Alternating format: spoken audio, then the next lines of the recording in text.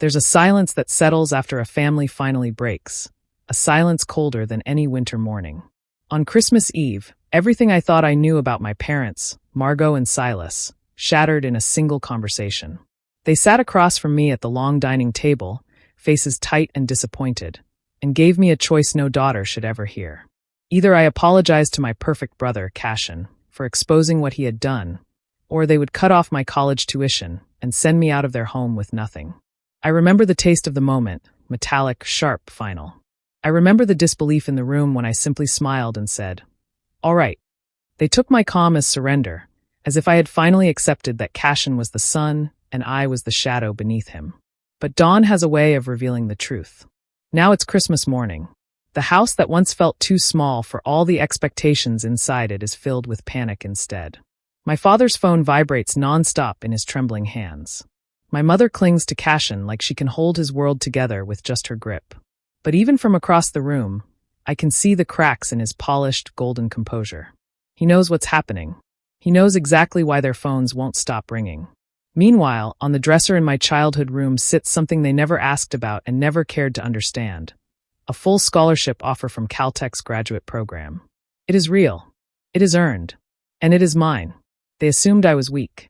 They assumed I would beg. They assumed I would crumble, because losing their financial support meant losing everything. What they never imagined was that I had already built a future without them. That I had spent months gathering evidence, protecting my work, and preparing for the day I would walk away from their house and never look back. When I walk downstairs, all three of them stare at me like I set the house on fire. The truth is, I didn't have to. The truth lit itself. My father finally speaks, voice raw. "Bryn, what have you done?" But the truth is simple. I didn't ruin anything. I just stopped hiding what was already broken.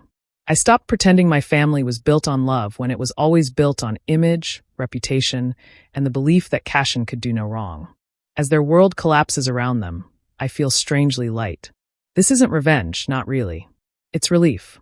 It's the first breath after years of suffocating under someone else's greatness. It's the quiet knowledge that I chose myself, my work, my future. They thought they understood me. They thought my silence meant obedience. But my silence was simply the space before the storm. Cashin wasn't just my older brother. He was the perfect one everyone talked about. People in our town spoke his name like he was some kind of hero. He went to Yale, became a young surgeon, and carried our family's pride like a trophy. Whenever my parents introduced him, their voices grew warm and proud. Whenever they introduced me, it was softer, like they were trying to explain why I wasn't like him. I was Bryn, the one who worked quietly, the one who stayed up late reading textbooks, the one who pushed through a chemistry degree at a public university because I couldn't afford anything else. I didn't shine like Cashin, not in the way the world could see. But I tried, I worked hard, and I believed that if I kept going, my moment would come. For years, I watched my family celebrate every step Cashin took. Every award he won was framed. Every article he wrote was printed and placed on the living room shelf. When I came home with good grades or small achievements, they smiled politely and moved on. I didn't let it stop me. I focused on my senior thesis, something I had been building with great care. It was my own research, my own ideas, my own hours of work that no one else could take away. At least, that's what I thought.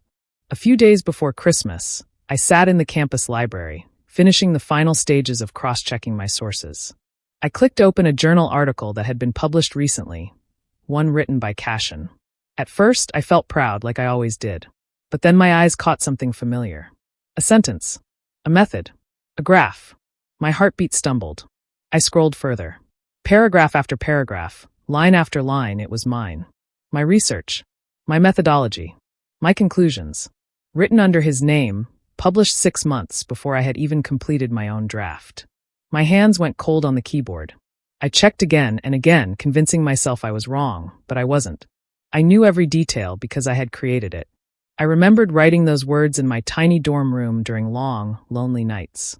I sat there, surrounded by the quiet of the library, feeling something heavy inside me crack. It wasn't just betrayal. It was the kind that felt sharp, personal, and final. Cashin had always been the star, but I never thought he would take something from me that he didn't earn. I never thought he would steal my work and act like it was his brilliance shining once again. That moment changed everything. It was the first time I saw the truth behind the perfect image my family loved so much. It was the moment I realized that the brother I admired would never protect me, never support me, and never see me as anything except someone he could step over. And once I saw it, I couldn't unsee it. I walked into Cashin's study with my hands shaking, but my mind was clear. His study was everything mine wasn't: large, polished, and covered with awards and certificates that showed the world how perfect he was. The walls almost felt like they were watching me, reminding me what everyone expected me to believe about him. But I didn't come to admire anything. I came with the proof. I placed the printed pages on his desk, showing the exact parts he had taken from my research. At first, he didn't even look at them. He leaned back in his chair like he had all the time in the world, like I was interrupting something more important. When he finally glanced down, he didn't react at all. Not a single flicker of guilt or surprise crossed his face. Instead, he gave me a tired sigh, the kind adults give to children who ask too many questions. "Bryn," he said slowly, like my name was something heavy, "you have a very vivid imagination." My stomach dropped. He wasn't even going to deny it with effort. He was going to pretend I was the problem. He tapped the papers with one finger. "Look at me. Look at you. Who do you think people will believe? They'll think you're unstable." His voice was so calm, so controlled, like he had practiced these lines in the mirror. I felt anger rise in my chest, but before I could speak, he leaned forward. His voice dropped to a quiet, dangerous tone that made the hair on my arms stand up. "And if you push this any further, I'll have to tell Mom and Dad about your episodes," he whispered. He paused, letting the threat settle between us. "You remember, don't you? The times you said you were overwhelmed? The nights you cried from stress? I can make that sound like something else. I can make them think you're paranoid. I'll say it's for your own good." For a moment, I just stared at him. I kept waiting for some trace of the brother I used to know. The one who helped me with homework, the one who told me jokes when I was sad. But all I saw was someone cold, someone who would twist my own feelings against me to keep his stolen success safe. The room felt smaller as I realized something I didn't want to accept. The person in front of me wasn't my brother anymore. He was willing to lie, to manipulate, to destroy my reputation without a second thought. All to protect a crown he didn't earn. He thought he had scared me into silence. What he didn't know was that his threat didn't break me. It woke me up. Christmas Eve was supposed to be warm and peaceful, but that night the house felt heavy. Everyone was there: grandparents, aunts, uncles, cousins, laughing and talking while the smell of roasted turkey filled the air. But my heart was beating too fast to enjoy any of it. I knew what I had to do, and I knew it would change everything. When everyone settled at the table, I stood up. My hands were steady as I placed the copied pages on the table in front of me. The room grew quiet as the papers landed. I told them what Cashin had done, how the work on those pages was mine, and how he had published it under his own name. For a moment, there was silence. Then Cashin spoke. He didn't yell. He didn't panic. Instead, he gave a sad smile, the kind that makes people want to comfort him. "She's been under so much pressure," he said softly, shaking his head like he was worried about me. "I think she's confused. This isn't her fault." The way he acted made the pit of my stomach twist. He looked like the victim, hurt, disappointed, trying to stay strong. His voice even cracked a little, and I watched my relatives fall for it instantly. A few of them whispered, looking at me with pity. My father, Silas, picked up the papers but didn't even read them. He didn't ask for proof. He didn't question Cashin. He just put the pages down like they were trash. Then he turned to me with hard, cold eyes. "You will apologize to your brother tonight," he said. "If you don't, your spring semester is canceled. We will not finance this jealousy." Jealousy. That was the word he chose. Not betrayal, not theft, jealousy. My mother, Margot, sat quietly beside him. She didn't say a word, but the way she nodded told me everything. She wasn't on my side. She didn't even want to understand. She just followed whatever my father and Cashin decided. I felt every pair of eyes in the room on me. Some confused, some disappointed, some already convinced that I was the problem. I waited for someone, anyone, to stand up for me. But no one did. They all chose the version of the story that was easier to believe. The choice they gave me was simple and cruel. Give up my truth or give up my future. In that moment, surrounded by people who were supposed to love me, I realized something that hurt deeper than anything Cashin had done. They never planned to believe me. They never planned to see me as equal. Cashin had always been their pride, and I had always been the background. So I stood there, calm on the outside, while something inside me broke forever. I looked at all of them sitting together, choosing Cashin without hesitation, and something inside me finally settled. My grandparents looked confused, my aunts and uncles stared at their plates, and my parents stood firm beside him. And then there was Cashin, trying to hide a smirk, acting like he had already won. In that moment, I understood the truth. The family I had always wanted never really existed. I had been loving a version of them that wasn't real. So I simply said, "All right." My voice was calm, too calm, and they all relaxed the second they heard it. I could almost feel the tension leave the room. My mother let out a small breath. My father nodded like everything was fixed. Cashin leaned back in his chair, satisfied, thinking I had finally accepted my place. They thought I had given up. They thought I was broken, embarrassed, ready to apologize for something I didn't do. To them, my quiet meant I had finally bent to their wishes. But they were wrong. I left the dining room without looking back, listening to the soft sounds of relief behind me. They had no idea that their victory was nothing but an illusion. They didn't know that the moment I walked out of that room, the real story had already begun. Because I hadn't just been focusing on my classes this past year. I hadn't simply been working on my thesis. Ever since I first noticed something strange, small overlaps between my work and Cashin's, I had started paying attention. At first, it was little things. Comments he made when I hadn't shown him anything, questions he asked that didn't make sense. Then I grew suspicious. And suspicion turned into action. I started gathering everything. Emails, timestamped drafts, screenshots, research logs. I tracked every source I used and saved every document. I checked his old projects, his old publications, his pre-med assignments. I followed trails that didn't make sense until they did. With every step, I found more signs that my brother's brilliance wasn't as perfect as everyone believed. And I didn't stop at proof. I began building something else too, my future. Quietly, in the background, I applied to programs, scholarships, and internships. I planned for a life that didn't depend on anyone in that house. I looked for places I could live, jobs I could take, opportunities that didn't require a single dollar from my parents. Piece by piece, I built a path away from them. So when I said, "All right," it wasn't a surrender, it was a signal. A door closing. A trap snapping shut after months of preparation. They saw a girl walking away in shame. What they didn't see was the woman who had already walked away long before that night. Someone who had finally chosen herself over a family that never really chose her. That night, while they laughed in the living room and enjoyed their eggnog, I sat alone in my bedroom with the door locked. They thought I was embarrassed or quietly accepting defeat. They had no idea I was finishing the plan I had been building for almost a year. Everything I needed was already on my laptop, organized in folders I had triple-checked. My file on Cashin wasn't just a complaint about my stolen thesis. It was a detailed record of every dishonest step he had taken long before he touched my work. I had dug through old projects, old group assignments, and interviews with people who once worked with him.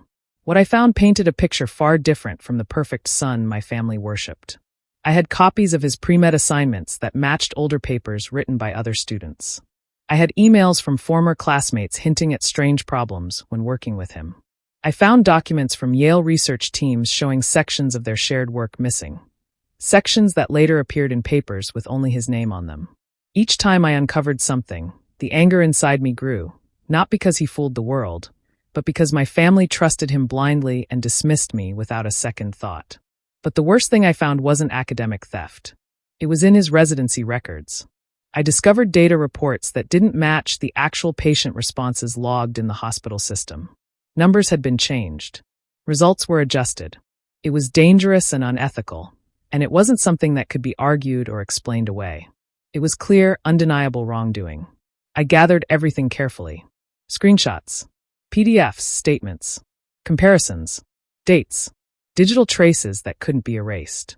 By the time I was done, I had created 3 separate evidence packages, each one strong enough to cause serious consequences on its own. One was for the Yale Review Board, one was for the Hospital Accreditation Council, and one was for the medical journals still using his published work. I wrote short cover letters explaining the evidence and attached every file. I reread each document more times than I can count. I wanted no mistakes, no gaps, nothing Cashin could twist or blame on me.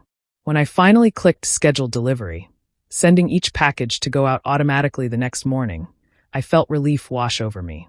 Not because I wanted revenge, but because I wanted the truth to finally be louder than his lies. Downstairs, my family kept celebrating, believing they had won. But upstairs, the real victory was already in motion. While I gathered the evidence and prepared to expose Cashin, I knew that wasn't the whole plan. Taking him down was only one part of it. I didn't want to stay anywhere near the fallout. I didn't want to be around the shouting, the excuses, or the sudden guilt my parents would pretend to feel. I wanted a life where their choices no longer had power over me. So I made sure I had a way out long before Christmas Eve ever arrived. Months earlier, when my doubts about Cashin first grew stronger, I started focusing on something else, my future. Not the future they imagined for me, where they controlled everything from my school tuition to the way I lived. I wanted a future that belonged only to me, built on my own work and my own decisions. I used my real research, the work I had poured myself into, and applied to Caltech. I didn't tell a single person. Not my parents, not my classmates, not even my closest friends. I didn't want any influence, any judgment, or any chance for someone to interfere. I wanted the decision to be mine. When the acceptance arrived, I remember holding the envelope in my hands, barely breathing. Inside was everything I had hoped for. A full scholarship, a living stipend, and an offer to join a research team starting the following year. It felt unreal. It felt like the door I had been pushing against my whole life finally opened. But I didn't stop there. I looked for work that would support me in the meantime, something stable and connected to what I loved. I applied to a genomics startup, and to my surprise, they offered me a paid internship. The salary wasn't huge, but it was enough. Enough to survive. Enough to be free. Then I searched for a place to live. I found a small studio apartment in Pasadena. It wasn't fancy. It wasn't big. But it was mine. I signed the lease quietly and saved every confirmation email, every contract, every detail. Step by step, I built a life completely outside my family's reach. So when my parents tried to threaten me with losing my spring semester, it didn't hurt the way they expected. They thought I would panic, beg, apologize. They thought their money still controlled my path. But they had no idea that my path had already changed, and they had nothing to do with it. The scholarship offer sitting on my dresser wasn't something I needed them to approve. It wasn't something I needed permission for. It was proof that my work mattered, that I was capable on my own, and that my future was waiting for me, far away from their house and their rules. I didn't want to stay and fight for a place in a family that never saw me clearly. I wanted distance, space, freedom. I wasn't escaping because of fear. I was moving forward because I finally had something real to move toward. And this time, every step belonged to me. At exactly 8:01 a.m. on Christmas morning, everything I had prepared moved on its own. I didn't have to lift a finger. The automated system sent all 3 evidence packages to the places that needed to see them. While most families were opening gifts and cooking breakfast, mine was about to face the truth they had ignored for years. I walked downstairs slowly, feeling strangely calm. The house was quiet except for the sound of my father's phone vibrating again and again on the table. When he finally answered one of the calls, his face went white. He kept staring at the screen like he couldn't believe what he was reading. His hand was shaking while he held the phone to his ear. He looked at me with wide eyes and whispered, "Bryn, what have you done?" He sounded frightened, not for me, but for the image he had always tried to protect. My mother's phone rang next. She saw the name on the screen and froze. It was a family friend from the hospital board, someone who had always defended Cashin. She answered quickly, and I could hear the panic in her voice as she tried to keep her tone steady. Upstairs, Cashin was pacing back and forth. I could hear him through the floor, shuffling around, pulling drawers open, slamming them closed. When he burst into the hallway, he had his phone pressed to his ear. His usual controlled voice was gone. Instead, he sounded desperate. "It's a misunderstanding. I can explain. Just give me a chance to clarify. Please listen." He wasn't talking to us. He was talking to someone who finally had proof strong enough to challenge him. His perfect world, the one built on lies and stolen work, was collapsing faster than he could speak. While all of them panicked, I walked into the kitchen and made myself breakfast. I put bread into the toaster and waited for it to pop up. That simple, peaceful sound felt louder than all the chaos around me. I spread butter slowly, listening to Cashin's voice crack as he tried to defend himself to someone who clearly wasn't believing him. No one in that house looked at the evidence when I tried to show it. No one listened when I spoke. To them, Cashin's word was enough to erase mine. They lived in a world where image mattered more than truth, and where he was always the hero. But the people who received those packages weren't blinded by family pride. They didn't care about our last name or my parents' reputation. They cared about facts, dates, numbers, copied paragraphs, forged data. They cared about the truth. And the truth didn't need my parents' approval. It didn't need Cashin's charm. It didn't need anyone to believe me simply because I said so. It stood on its own. In that moment, watching them panic while I quietly ate my toast, I finally understood something. The real world runs on evidence, not fairy tales. And for the first time, the truth was louder than their denial.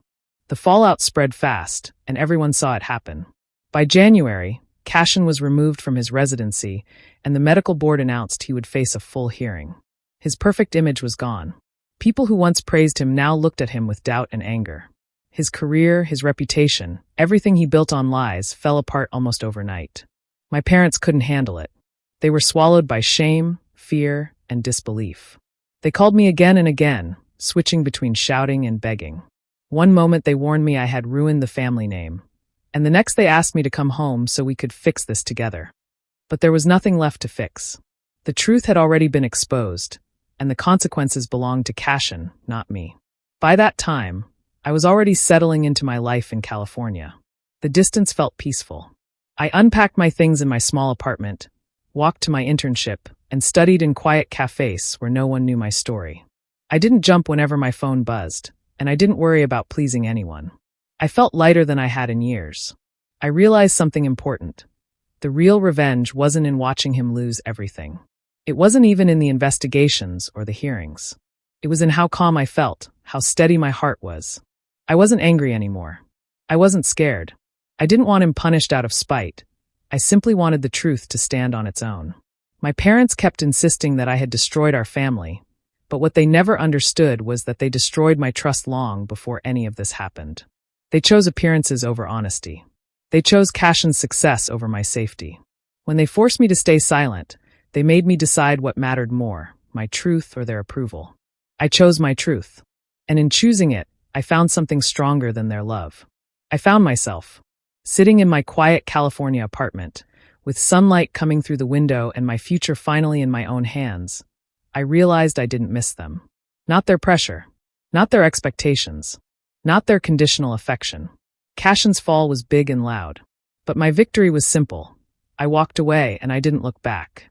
Now I'm leading my own research team at Caltech, something I once only dreamed about. People respect my work because it is real, honest, and fully mine. Every project I complete reminds me that I earned this place through my own effort, not by hiding behind someone else's name or reputation. Sometimes I hear updates about Cashin from old classmates. They say he's working at a chain of urgent care clinics now, far from the future he used to brag about. He once talked about becoming a world-famous surgeon, but now he just moves from shift to shift, trying to hold on to whatever is left of his career. He is a quiet shadow of the proud person he used to be. I don't feel joy or sadness about it. It simply is what happens when the truth shows up after years of lies. My parents send long emails filled with excuses, apologies, and memories they hope will soften me. I don't read them anymore. I just archive them with the others. They think the real damage happened when the truth ruined Cashin's life, but the truth is the real break happened much earlier. On that Christmas Eve when they chose him over me, when they cared more about image than about doing what was right. That was the moment the last piece of my childhood hope disappeared.